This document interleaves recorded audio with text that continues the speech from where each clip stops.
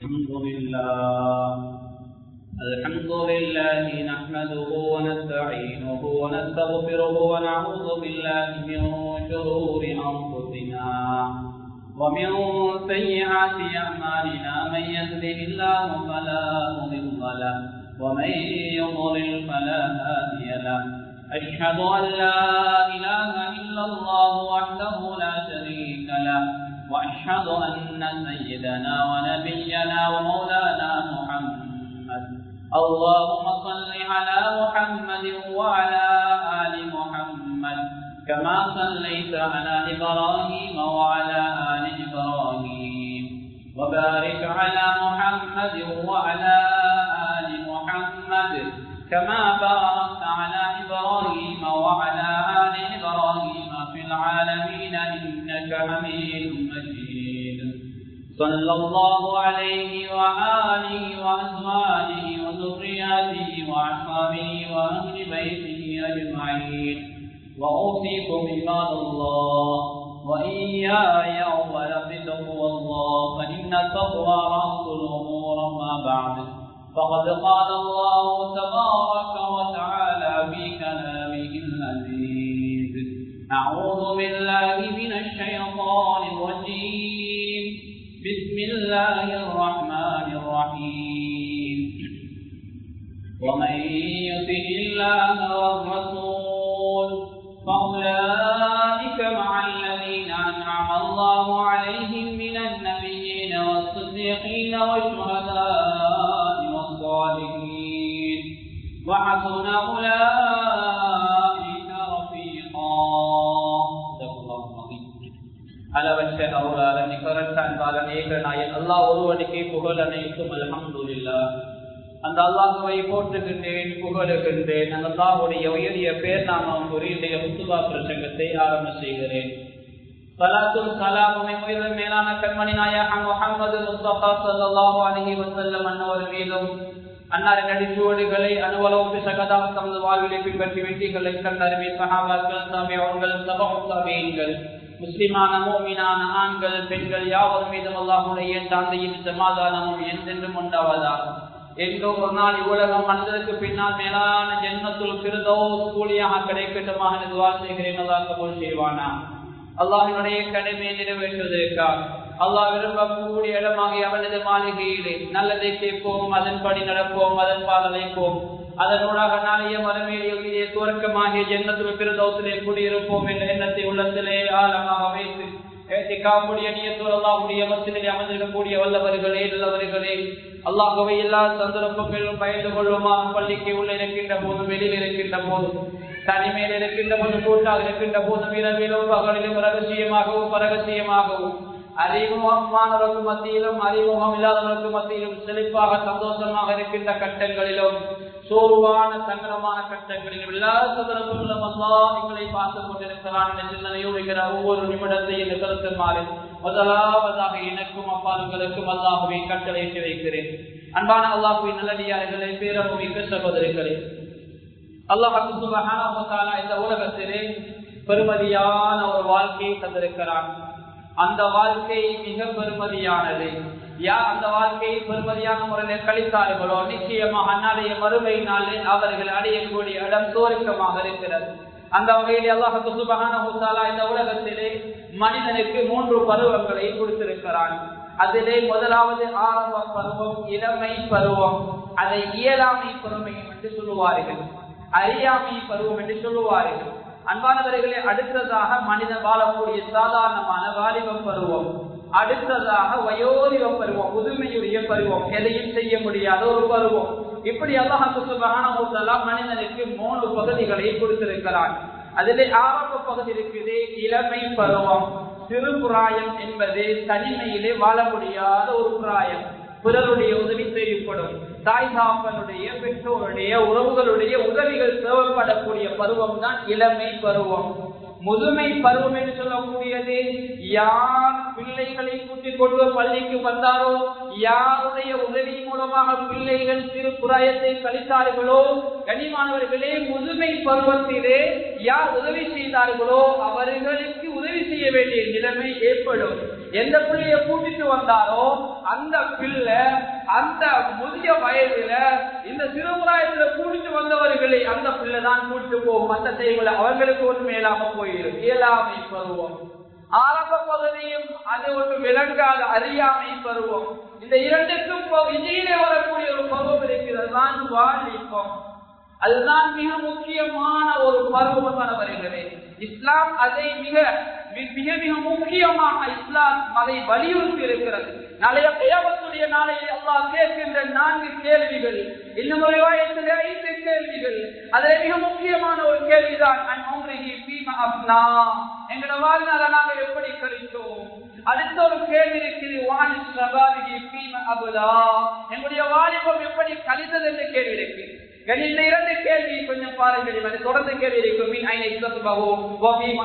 எப்படி நீங்க சம்பாதிச்சாங்க, எப்படி செலவு, இப்படி 4 கேள்விகள் இருக்கும். அதுல மிக முக்கியமான ஒரு கேள்வி அல்லாஹ் வாழ்நாளை பற்றி விசாரிக்க போகிறான். வாழ்நாளை அல்லாஹ் விசாரித்தால் வாழ்நாளுக்குள்ளே வாலிபம் வந்து போய்விடும். ஆனால் வாலிபத்தை அல்லாஹ் தனியாக விசாரிக்கிறான் என்றால் வாலிபம் பெருமதியானது என்பதைத்தான் ஸல்லல்லாஹு அலைஹி வஸல்லம் ஹதீஸில் எடுத்துச் சொல்கிறது. அன்பான அல்லாஹ்வின் நல்லடியார்களே, பேரன்புமிக்க சகோதரர்களே, இந்த உலகத்தில் நாங்கள் வாழக்கூடிய பல வயதுடையவர்கள் வாழுவோம். இன்றைக்கு வாலிப வயது தாண்டி வந்த வயோதிபத்தில் இருக்கிறீங்க. வயோதிப வயதை தாண்டி முதுமையுடைய கடைசி பருவத்துடைய வாழ போயிருக்கிறீங்க. இளமை பருவம் வாலிபத்தை அடைவதற்கு முன்னால பருவத்தில் உள்ளவங்க இருக்கிறீங்க. எப்படி இருந்தாலும் அல்லாஹ் இங்க எல்லாரையும் சுவர்க்கம் அனுப்புவதற்கு தெரிவு செய்திருக்கிற வயது வயதோட வாலிபம் தான். பெண்களாக இருந்த அவர்களை கண்ணிகளாக ஆக்கி நாங்கள் சுவர்க்கத்துக்குள்ள அனுப்புவோம் எல்லாம் சொல்லி காட்டுகிறான். ஆண்களாக இருந்தா ஆண்களும் அப்படித்தான் வாலிபராக ஆக்கி நாங்க 70 வயதுல 80 வயதுல மௌத்தானாலும் அல்லாஹ் எங்களுக்கு சுவர்க்கத்தை கபூல் செய்து கொண்டால், எங்களுக்கு சுவர்க்கம் கூலியாக கிடைத்து விட்டால் நிச்சயமாக அல்லாஹ் எங்களை வாலிபர்களை ஆக்கித்தான் சுவர்க்கத்துக்குள் அனுப்புவான். அங்கே அந்த அங்கே எப்போது வாலிபராகவே இருங்க. பல வருடங்கள் சென்றாலும் கூட வாலிபம் மாறாது. வாலிபம் வாலிபம் தான் கண்ணியமானவர்களே. நீங்க இளமையாகுவது இளமை நான் உதவியாகுவது கிடையாது. சுவர்க்கம் அப்படித்தான். அன்பானவர்களே, அல்லாஹ் சுப்ஹானஹு வ தஆலா கியாமத்துடைய நாளையில மிக முக்கியமாக 7 பேருக்கு விலக்கு கொடுக்கிறான். அந்த 7 பேர்ல ஒரு சாரார் யார் தெரியுமா? 7 கூட்டத்துல ஒரு சாரார் யார் தெரியுமா? தன்னுடைய வாழ்க்கையை தன்னுடைய வாலிபத்தை அல்லாஹ்வுடைய இபாதத்தில வணக்கத்தில கழித்த வாலிபர்களுக்கு அல்லாஹ் நாளைய கியாமத்துடைய நாள்ல யாருடைய நிழலும் இல்லாத நாள்ல அல்லாஹ்வுடைய அரசுடைய நிழல். அந்த அளவு பெருமதியான ஒரு பருவம் தான் இந்த வாலிபம்.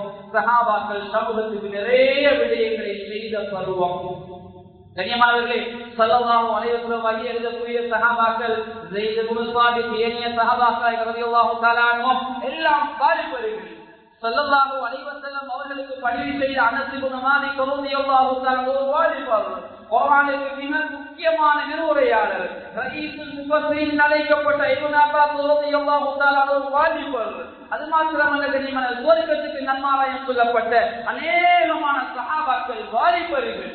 அது மாத்திரமல்ல கண்ணியமானவர்களே, முஆத் இப்னு ஜபல் ரலியல்லாஹு தஆலா அன்ஹு அவர்களை ஸல்லல்லாஹு அலைஹி வஸல்லம் அவர்கள் யமனுக்கு அனுப்புகின்றார்கள். ஒரு நீதிபதியாக, ஒரு விரிவுரையாளராக, ஒரு தாயியாக அவர்களை அனுப்புகின்றார்கள். அந்த நேரத்தில் அவருடைய வயது வெறுமனே 20 வயது. ஒரு கூட்டத்திற்கு ஒரு தளபதியாக அமீராக நியமிக்கப்பட்ட வெறுமனே 17 வயது. கனிமான முகமது இந்தியாவை ஹிந்தை வெற்றி கொண்டார். இளம் வயது 17-18 வயது. அதாவது வெற்றி கொண்டார் ஒரு வாலிப வயதிலே. கனிமான அல்லாஹ்வின் வாலிபம் சாதிக்கக்கூடிய வயது.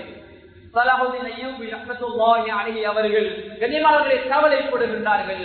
கஅபத்துல்லாஹை மீட்டெடுக்க நடந்து போய் சிறு பிராயத்திலே அந்த ஜெருசலத்துக்காக கஅபத்துல்லாஹ்வுக்கு எப்படி ஆரம்பத்தில் உள்ளவர்கள் போராடி கஷ்டப்பட்டு அந்த கஅபத்துல்லாஹ் சிலையுள்ள இடங்களை எல்லாம் தூய்மையான இடமாக மாற்றினார்களோ, அதே போல அந்த பைத்துல் முகத்தஸை மீட்டெடுப்பதற்காக ஆரம்பத்திலே சலாஹுதீன் அய்யூபி ரஹ்மத்துல்லாஹி அலைஹி அவர்கள் நடந்து போய் போர் செய்து அதை மீட்டுக் கொடுத்தார்கள். அவர்களே இப்படி எல்லாம் சாதித்தது இளமை பருவத்தில் தான்.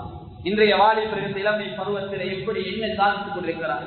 அன்பானவர்களே, முதலாவது உள்ளத்தில் ஆழமாக வைக்க வேண்டும்.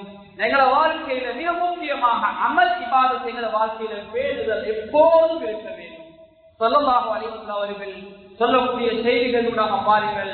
நபி ஸல்லல்லாஹு அலைஹி வஸல்லம் காலத்துல சிலரை யுத்தத்தை அழைப்பதற்காக யுத்தத்துக்காக அவன் தயார்படுத்துகின்ற போது சில சஹாபாக்கள் இளமை பருவமுடையவர்கள், அவர்களுக்கு மாசை என்ன செய்வார்கள் தெரியுமா? கொஞ்சம் உயர்ந்த தலையை காட்டுவார்கள், நாங்கள் கொஞ்சம் பெரியாளுந்து எங்களை யுத்தத்துக்கு அனுப்புவாங்க. அந்த அளவு ஸல்லல்லாஹு அலைஹி வஸல்லம் உதவியாக இருந்தவர்கள், இஸ்லாத்தை வளர்ப்பதற்கு பக்கபலமாக இருந்தவர்கள். எனவே கண்ணியமானவர்கள், இந்த உலகத்திலே நாம் வாழுகின்ற போது இந்த வாலிபர்கள் மஸ்ஜிதோடு அமல் இபாதத்தோடு வணக்கங்களோடு நெருங்கிய தொடர்பை பேணிக் கொள்ள வேண்டும். அப்படித்தான் பேணிக்கொண்டால் தான் நிச்சயமா அந்த வாலிபம் நாளைய கயாமத்துடைய நாளிலே பெருமதியான வாலிபமாக அந்த வாலிபம் ஆகும். எங்க எல்லாருக்கும் தெரிந்த ஒரு ஹஜ்ரத் யூசுப் அலைஹிஸ்ஸலாம், ஹஜ்ரத் யூசுப் அலைஹிஸ்ஸலாம் குர்ஆன்ல சொல்லும்போது அம்சமுல் கஸஸ் அலைய சரித்திரம் என்று சொல்கிறார். நாங்கள் எல்லாம் கதை பிடிப்போம், அதையெல்லாம் கதை என்பது உண்மை கிடையாது. ஆனால் குர்ஆன் ஒரு கதை சொல்கிறது. ஹஜ்ரத் யூசுப் அலைஹிஸ்ஸலாமுடைய வரலாறு நாங்கள் எல்லாம் படித்திருக்கின்ற மிக முக்கியமான ஒரு சூரா. ஹஜ்ரத் யூசுப் அலைஹிஸ்ஸலாம் அவர் எந்த சந்தர்ப்பத்தில் தன்னுடைய அந்த உடம்பை தன்னுடைய அந்த பிராயத்தை பாவத்திலே கழித்துக் கொள்ள முற்படவில்லை. ஆனால் ஒரு சந்தர்ப்பம் கிடைக்கிறது. அரசனுடைய வீட்டிலே வேலை செய்கிறார்கள். அரசனுடைய மனைவி தப்புக்காக ஹஜ்ரத் யூசுப் அலைஹிஸ்ஸலாம் அவர்களை அழைக்கின்றார்கள். எல்லா கதவுகளும் மூடப்பட்டு யாருமே பார்ப்பதற்கில்லை அல்லாஹுவை தவிர. அந்த சந்தர்ப்பத்தில் ஹஜ்ரத் யூசுப் அலைஹிஸ்ஸலாம் அவர்கள் பாவம் செய்யவில்லை. அழைப்பது சாதாரண ஒரு பெண் கிடையாது, அழைப்பது அரசனுடைய மனைவி தான் பாவத்துக்கு அழைக்கிறார். அந்த சந்தர்ப்பத்திலும் ஹஜ்ரத் யூசுப் அலைஹிஸ்ஸலாம் அவர்கள் மூடின கதவு வரைக்கும் நகர்ந்தார்கள். நாங்க நடப்போமா? கதவு தானே மூடி, நாங்க நடந்து என்ன நடக்க போகுதுன்னு நாங்க யோசிப்போம். ஆனா ஹஜ்ரத் யூசுப் அலைஹிஸ்ஸலாம் நடந்து அந்த கதவிடத்திலே போகிறார்கள். கதவு தானாக திறப்படுகிறது. வெளியே போனா ஹஜ்ரத் யூசுப் அலைஹிஸ்ஸலாம் அவர்கள் அரசன் முன்னால் வந்திருக்கிறார். அரசனுடைய மனைவியிடத்தில் அரசன் கேட்கிறான், என்ன நடக்கும்? யூசுப் அலைஹிஸ்ஸலாம் ஓடி வந்தார்கள் என்று கேட்ட போது அரசனுடைய மனைவி சொல்கிறார், யூசுப் என்று சொல்லக்கூடிய இந்த வாலிபர் இந்த தப்பு கலைத்தார். அதனால என்ன செய்தார்? நான் அவரிடம் மீண்டு கொண்டு வருவதற்காக இப்படி சில வேலைகள் நடக்கின்ற போது அவர் இங்கே ஓடுகின்றார், எனக்கு விருப்பம் தெரிவிக்காத காரணமாக அவர் ஓடுகிறார் என்று அங்கே அவர் விளக்க சொல்லுகின்ற போது ஹஜ்ரத் யூசுப் அலைஹிஸ்ஸலாம் அவர்கள் செய்யாத ஒரு குற்றத்துக்கு சிறை பிடிக்கப்படுகிறார்கள், சிறையிலே அடைக்கப்படுகிறார்கள். சிறைக்குள்ளே போடப்பட்டால் சிறைக்குள்ள போனா அங்கும் இரண்டு வாலிபர்கள் வெவ்வேறு குற்றங்களுக்காக சிறையில் இருக்கிறார்கள். அவர்கள் எல்லோரும் பார்த்து ஹஜ்ரத் யூசுப் அலைஹிஸ்ஸலாம் அவர்களை சொல்கிறார்கள், நீங்க தப்பு செஞ்சிட்டு குற்றம் செஞ்சிட்டு இந்த சிறைக்கு வந்த மாதிரி விளங்குகிறீங்க, நீங்க ஒரு நல்ல மனிதராக இருக்கிறீங்களே, நீங்க தூய்மையானவராக இருக்கிறீங்களே. சிறைக்குள்ள எல்லாரும் ஹஜ்ரத் யூசுப் அலைஹிஸ்ஸலாம் அவர்களை புகழுகின்றார்கள். அல்லாஹ்வுடைய உதவி பாருங்கள். சிறைக்குள்ளே இருந்து கணவனுக்கு விளக்க செல்கின்ற வேலையில் ஈடுபடுகிறார்கள். இப்படி சில காலங்களுக்கு பின்னால் ஹஜ்ரத் யூசுப் அலைஹிஸ்ஸலாம் அவர்கள் வெளியே வந்து அரசன் விசாரிக்கிறான். அரசன் கேட்கிறான், காலமா அரசன் கேட்கிறான் அந்த மனைவியிடத்திலே, அதாவது இந்த யூசுப், அதாவது இந்த இடத்திலே என்ன நடந்தது என்று கேட்கின்ற போது அந்த இடத்திலே அங்கே வேலை செய்கின்ற எல்லா பெண்களும் சொன்னார்கள், அல்லாஹ்வின் மீது ஆணையாக, அல்லாஹ்வின் மீது ஆணையாக இந்த யூசுப் என்ற வாலிபத்தில் எந்த தப்பான காரியத்தையும் நாங்க பார்க்க இல்லை, நாங்க சாட்சி என்று சொன்னார்கள். அன்பான அல்லாஹ்வின் நல்லடியார்களே, அது மாத்திரமல்ல, அரசனுடைய மனைவி ஆரம்பத்தில் காட்டினது ஒரு முகம் தப்பு கலைத்தார் என்று சொன்னால், இரண்டாவது காட்டுறது நல்ல முகம். அப்போது அரசனுடைய மனைவி சொல்கிறார்,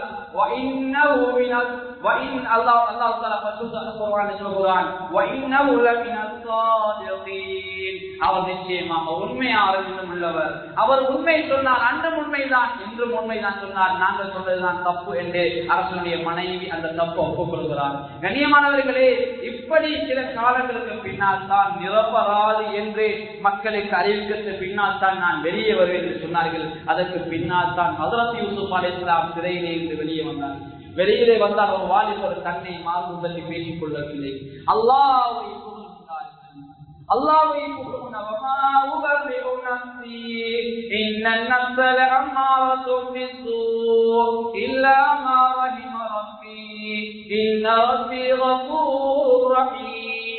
ஹஜ்ரத் யூசுப் அலைஹிஸ்ஸலாம் சொல்கிறார்கள், நான் என்னுடைய ஆன்மாவை பூமி என்று சொல்லல. ஆன்மா இருக்குது, அது தப்பு தவறுகளை கண்டா காயக்கூடியதுதான். ஆனா என்னுடைய ரப்பு என் மீது இறக்கப்பட்டு என் மீது கருணை கொண்டு அல்லாஹ் அந்த பாவத்துல விழாம என்ன பாதுகாத்திருக்கிறான். ஹஜ்ரத் யூசுப் அலைஹிஸ்ஸலாம் அல்லாஹ் எப்படி பாதுகாத்தான்? அந்த பாவத்துல விழாம அல்லாஹ் ஹஜ்ரத் யூசுப் அலைஹிஸ்ஸலாம் அவர்களை சிறையிலே கொண்டு அல்லாஹ் பாதுகாத்தான். பாவம் செய்வதை விட சிறையிலே பல வருடம் இருப்பது மேல் என்றுதான் ஹஜ்ரத் யூசுப் அலைஹிஸ்ஸலாமுடைய வரலாறு நமக்கு சொல்லித் தருகிறது. அன்பான அல்லாஹ்வின் நல்லடியார்களே, எனவே எமது வாழ்வில் பாவங்கள் வந்துவிடும். தொழுகையில நாம் எல்லாம் பேருதாக இருக்க வேண்டும். அன்பான வாலிபர்களே, எங்களுடைய இளமை பருவம் தொழுகையில கழிய வேண்டும். இளமை பருவம் விக்கிரில கழிய வேண்டும். இளமை பருவம் குர்ஆன் திலாவத்துல கழிய வேண்டும்.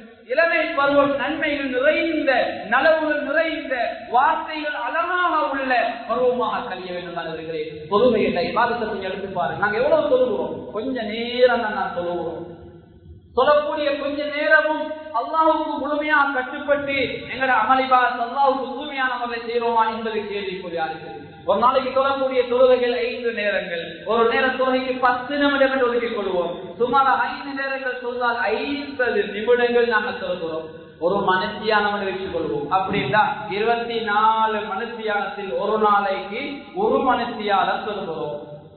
கனிமானவர்களே, 24 வருடங்கள் வாழக்கூடிய ஒரு மனிதன் தன்னுடைய ஆயுள ஒரே ஒரு வருடம் சொல்கிறான்.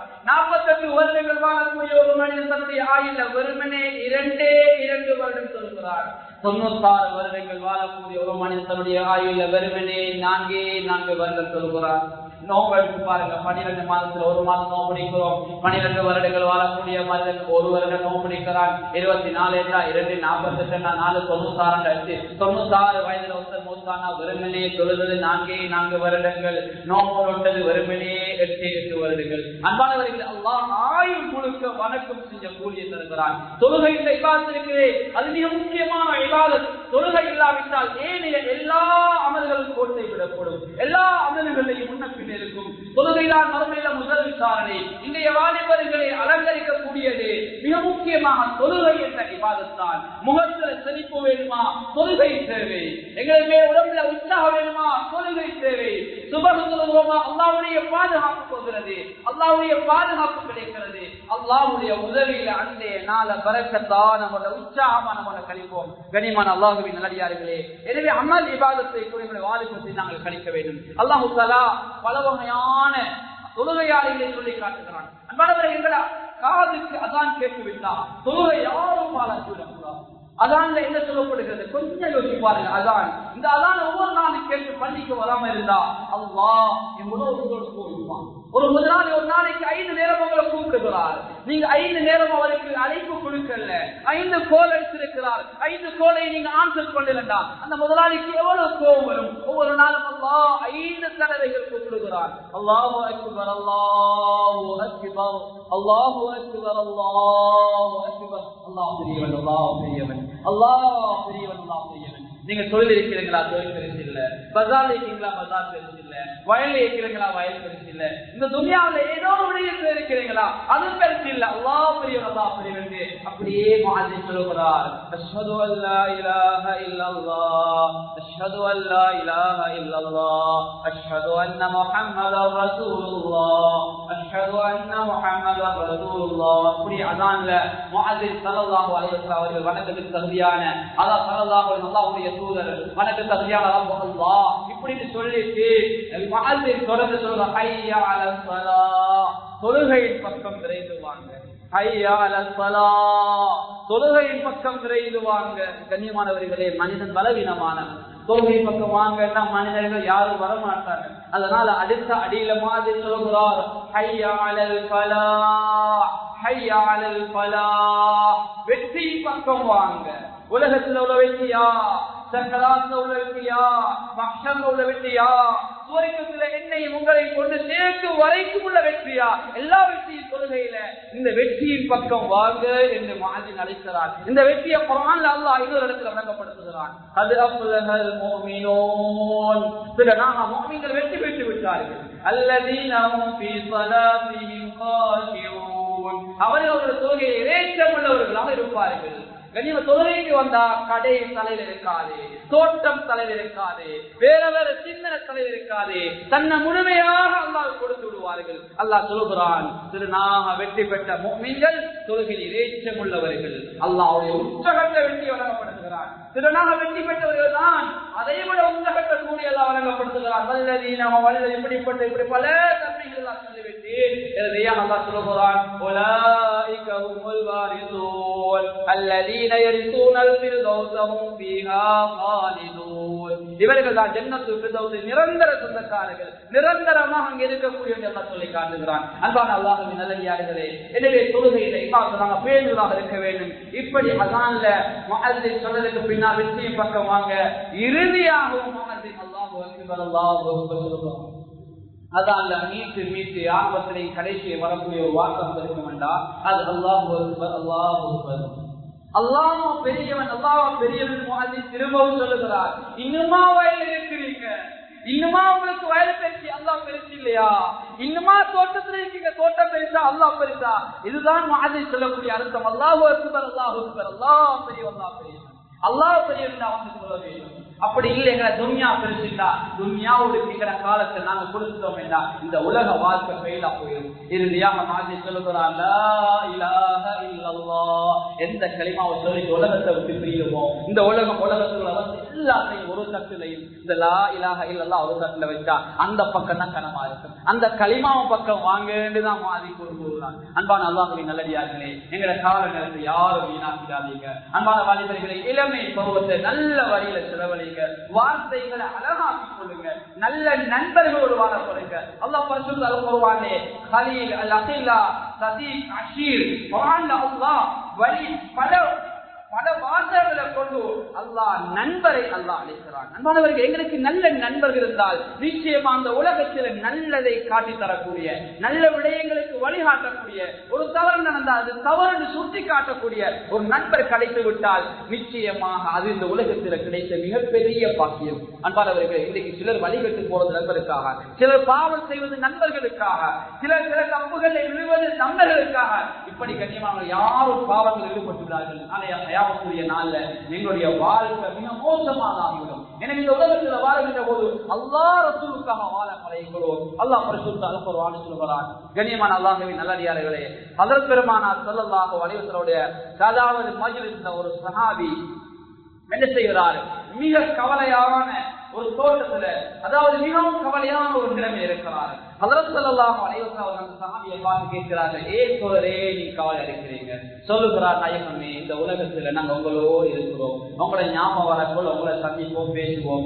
ஆனா மௌத்துக்கு பின்னால நீங்க எல்லாம் நல்ல மக்களோடு இருப்பீங்க, நாங்க எங்க இதை நினைச்சு கவலைப்படுகிறோம் சொல்றார். உடனே அல்லாஹ் தஆலா அந்த சஹாபியுடைய கவலையை நிவர்த்தி செய்ய ஒரே குர்ஆனை கேட்கிறான். அல்லாஹ் அழைக்கிறான் குர்ஆன் ஆயத்துல, وَأُولَٰئِكَ مَعَ الَّذِينَ أَنْعَمَ اللَّهُ عَلَيْهِمْ مِنَ النَّبِيِّينَ وَالصِّدِّيقِينَ وَالشُّهَدَاءِ وَالصَّالِحِينَ وَحَسُنَ أُولَٰئِكَ رَفِيقًا. இந்த குர்ஆன் ஆயத்தை அல்லாஹ் அறிவிக்கிறான். என்ன குர்ஆன் ஆயத்துடைய கருத்து? وَمَن يُطِعِ اللَّهَ وَالرَّسُولَ. யார் அல்லாஹ் ரசூலுக்கு கட்டுப்பட்டு இந்த உலக வாழ்க்கையை அமைத்துக் கொண்டார்களோ, அல்லாஹ் ரசூலுக்காக தான் இந்த உலகத்துல வாழ்வது, அல்லாஹ் ரசூலுக்காக தான் நான் என்னுடைய வாலிபம், அல்லாஹ் ரசூலுக்காக தான் திருமணம் முடிக்கிறேன், அல்லாஹ் ரசூலுக்காக தான் பிள்ளைகள் பெறுகிறேன், அல்லாஹ் ரசூலுக்காக தான் படிக்கிறேன், அல்லாஹ் ரசூலுக்காக தான் எல்லாவற்றையும் நான் செய்கிறேன் என்று யாரும் மனிதன் இந்த உலகத்துல வாழ்கிறானோ அல்லாஹ் சொல்கிறான், فَأُولَٰئِكَ مَعَ الَّذِينَ أَنْعَمَ اللَّهُ عليهم من النبيين. அல்லாஹ் தஆலா அந்த மனிதர்கள் நாளைய கியாமத்துடைய நாளையிலே அல்லாஹ் அருள் செய்த நபிமார்களோடு எழுப்பாட்டுவார். சுப்ஹானல்லாஹ். நபிமாருடைய காலத்துல வாழாவிட்டாலும் பரவாயில்லை, நபிமார்களை கண்களால் பார்க்காவிட்டாலும் பரவாயில்லை, அல்லாஹ் ரசூலுக்காக வாழ்ந்தா நாளைய கியாமத்துடைய நாள் அல்லாஹ் முதலாவது நபிமார்கள் எழுப்பாட்டுவார். அடுத்து உண்மையாக பாட்டுவான், யுத்தம் செய்த சுஹதாக்களோடு பாட்டுவார், நல்ல மக்களோடு அல்லாஹ் பாட்டுவார். அப்படி எழுப்பாட்டி அல்லாஹ் தொடர்ந்து அந்த குர்ஆனுடைய ஆயத்தை சொல்கிறான்,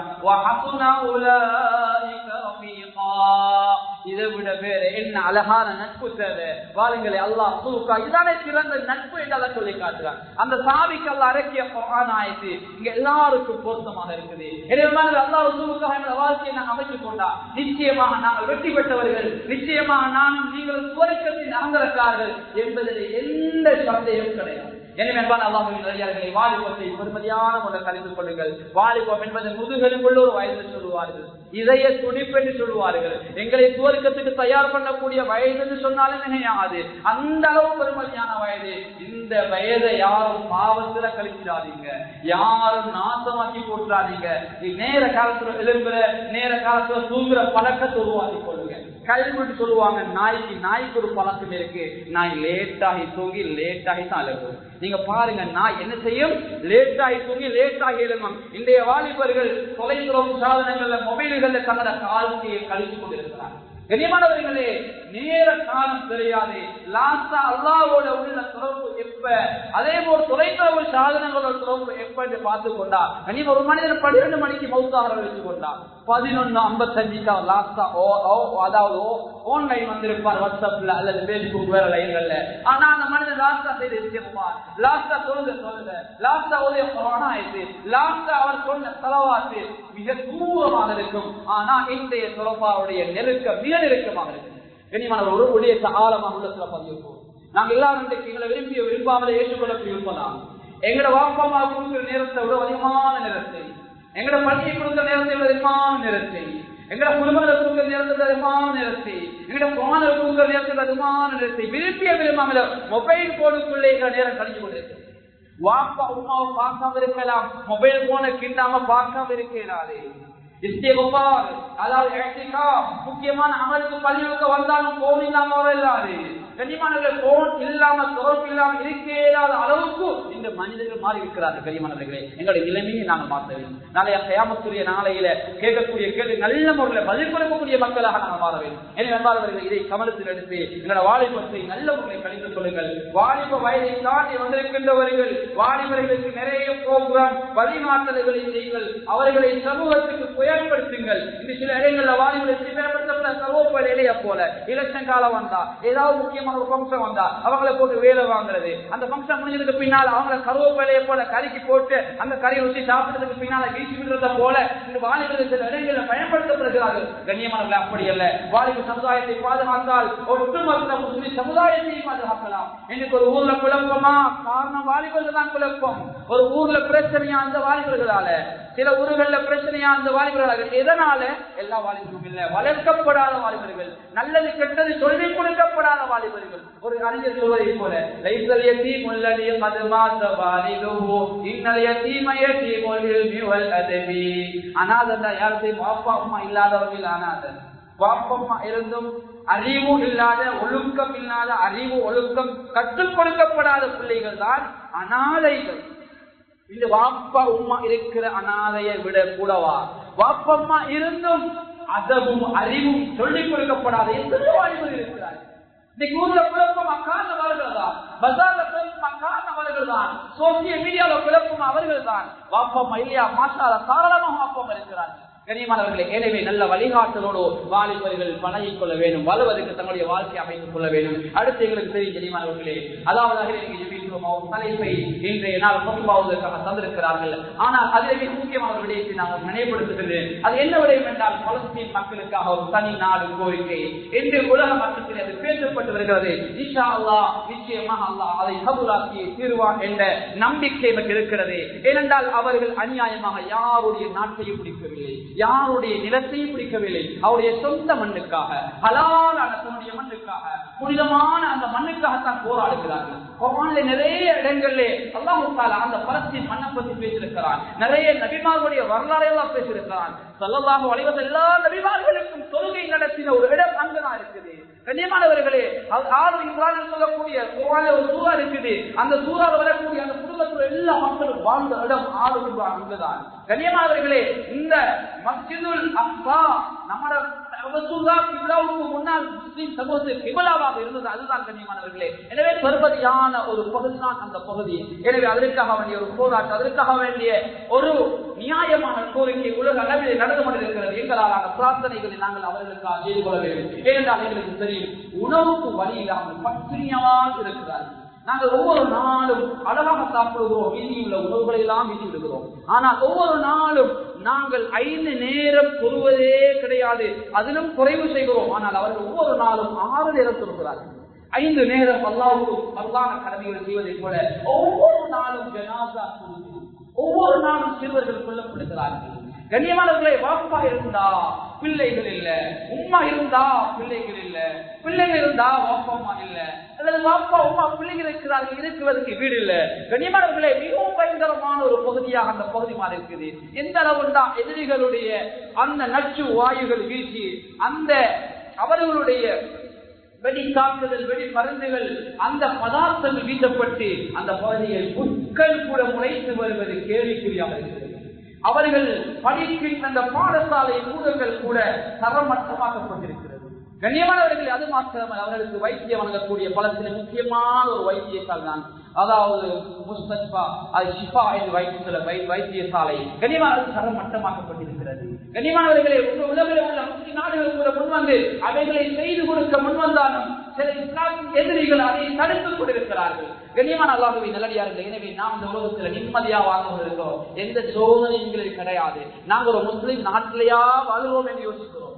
சில பகுதிகளில் ஒளிபெருக்கில அதான் கூட சொல்ல முடியாது. ஆனா அல்லாஹ் எங்களுக்கு ஒளிபெருக்கில் அதானில ஒளிபெருக்கில தொழிக்கக்கூடிய நிலைமை கூட சில பள்ளிகள் மாஷா அல்லாஹ். எனவே இப்படியான நியமத்துக்களை நாங்கள் அனுபவித்துக் கொள்கிறோம். அந்த மக்களுக்காக துஆ செய்ய வேண்டிய கடமை எங்களுக்கு இருக்குது. எனவே தான் அல்லாஹ்வின் நல்லடியார்களே, சொல்லப்பட்ட விடயங்களை கவனத்தில் எடுத்து எங்களோட வாழ்வை நிச்சயமாக நாம் மாற்றிக்கொள்வோம். அதில் குறிப்பாக வாலிபர்களுக்கு சில புத்திமதிகளை சொன்னேன். நானும் வாலிப வயதை தாண்டி வந்த ஒருவர் தான். எனவே வாலிபர்கள் சமூகத்தின் முதுகெலும்பு, சமூகத்தின் உயிர் நாடிகள். அவர்கள் மூலமாக சமூகத்துக்கு நிறைய விடயங்களை செய்யலாம். அவர்கள் ஒரு விடயத்தை செய்வதற்கு முன் வந்தால் அந்த ஊர்ல ஒரு விடயத்தை இலகுவாக செய்து முடிக்கலாம்.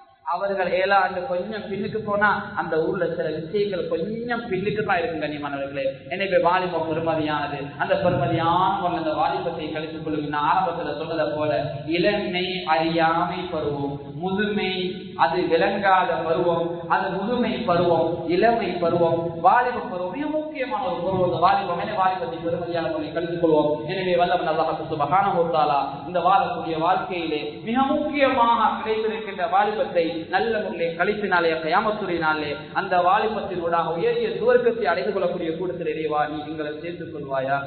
யா அல்லாஹ், எங்களை உனக்கு பொருத்தமானவர்களாக கபூல் கொள்வாயாக. யா அல்லாஹ், வாலிபர்களை கபூல் கொள்வாயாக. யா அல்லாஹ், நல்ல வாலிபர்களை கபூல் கொள்வாயாக.